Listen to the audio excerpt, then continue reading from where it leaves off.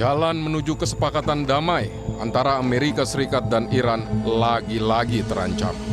Pada Rabu pekan ini, militer Amerika Serikat terus membombardir kota pelabuhan Iran, Bandar Abbas. Serangan ini diklaim sebagai balasan setelah beberapa jam sebelumnya 3 kapal dagang diserang di Selat Hormuz. Pusat Komando Amerika Serikat CENTCOM merilis video baru menunjukkan pesawat meluncurkan rudal. CENTCOM mengklaim telah menyerang sistem pertahanan udara Iran, jaringan komando dan kendali, lokasi radar pantai, kemampuan rudal anti kapal Iran, dan lebih dari 60 kapal kecil Korps Garda Revolusi Islam di dalam dan di dekat Selat Hormuz.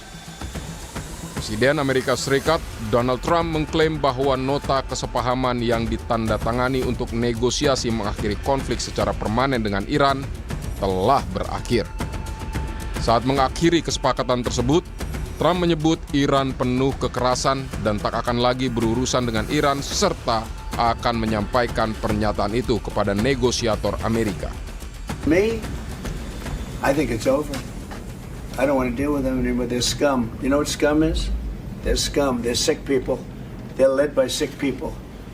And they're vicious, violent people. And if they had a nuclear weapon, they'd use it.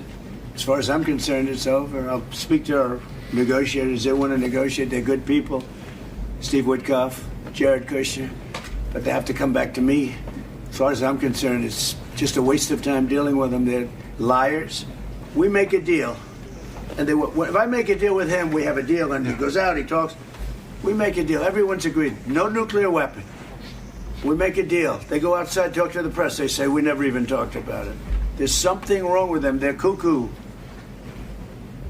As far as I'm concerned, it's over.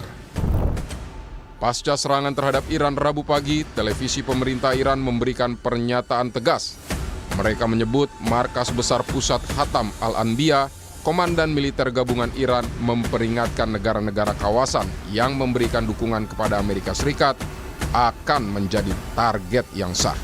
قرارگاه مرکزی حضرت خاتم الانبیا در بیانیه‌ای با اشاره به شرارت‌های بامداد امروز ارتش تروریست آمریکا در حمله به برخی از مناطق جنوبی کشور هشدار داد. مبدأ هر گونه پشتیبانی از ارتش متجاوز آمریکا برای تجاوز به حاکمیت و سرزمین ایران اسلامی هدف مشروع نیروهای مسلح خواهد بود.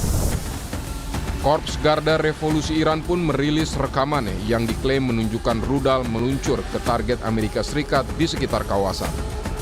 IRGC menyebut ada 85 target militer Amerika di Bahrain dan Kuwait.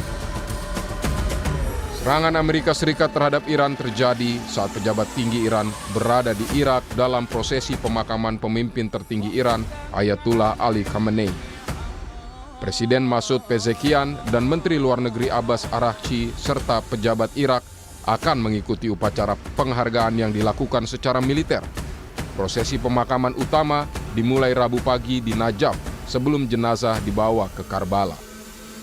Dosen Hubungan Internasional Universitas Airlangga Muhammad bin Ayub Mirdad menyebut serangan AS di tengah prosesi pemakaman Ayatullah Ali Khamenei oleh rakyat Iran dapat dibaca sebagai penghinaan dan bakal mengeraskan sikap Teheran.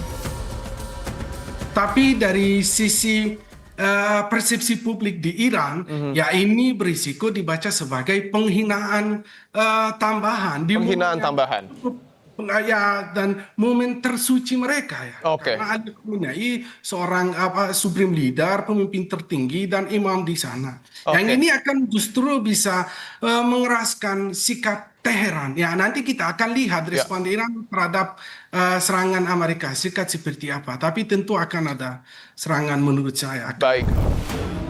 Sementara pengamat Timur Tengah Pizarro Ghazali menilai jika sampai ada gangguan terhadap prosesi pemakaman Ayatullah Ali Khamenei, maka Korps Garda Revolusi Iran bakal membalas dan pasti eskalasi konflik akan semakin besar. Ini akan sangat bergantung ya bagaimana kemudian Amerika dan Israel melihat gelombang jutaan orang yang turun gelanggang ya dalam menyambut pemakaman Ali Khamenei ini. Kalau kemudian ada ancaman pembunuhan, ada ancaman militer, apalagi sampai mengeksekusinya. Karena kita masih ingat ya, dulu saja Ismail Haniyeh itu kan dibunuh.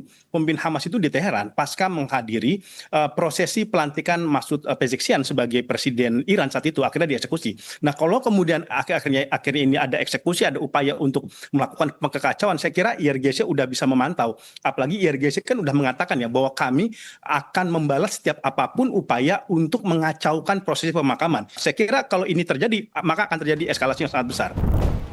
Dosen di International Institute for Islamic Studies, Qasem Muhammad menyebut kesepakatan damai masih bisa terjadi jika Amerika Serikat benar-benar melaksanakan memorandum damai Islamabad.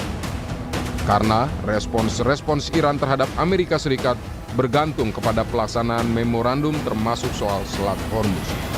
Dan Iran sepakat untuk berunding sama Amerika Serikat sehingga bisa dipastikan hak-haknya dia. Oke, kalau hak-hak itu bisa dipastikan, ini menurut Iran ya, kalau itu bisa dipastikan lewat MOU itu, ya pasti Iran akan lanjutkan jalur MOU dan jalur damai. Tapi kalau tidak, pasti Iran tidak akan lepas tangan dari hak-haknya itu. Oleh karena itu ya, kalau Selat Hormuz contohnya, Amerika Serikat sudah melanggar MOU itu dengan membuka satu jalur lagi dari selatan Selat Hormuz itu, dari jalur Oman, dan itu dengan jelas itu melawan MOU itu.